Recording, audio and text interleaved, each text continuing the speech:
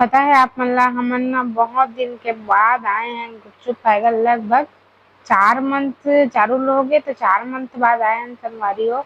और ये है रे यहाँ के फेमस गुपचुप चाट भंडार और सच में सारंगढ़ के फेमस गुपचुप संगवारी हो।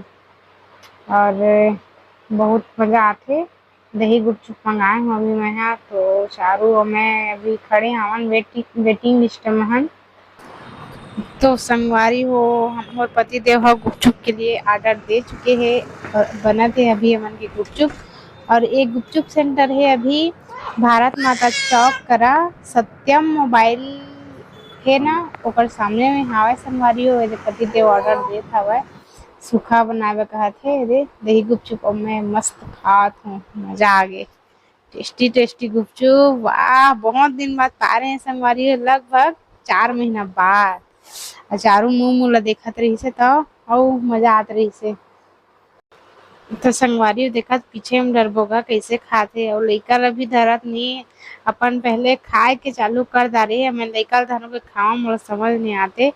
लेकिन फिर भी मोबाइलो ला कैमरा धरे हूँ और फिर भी खात हूँ देख सकत था आप मन।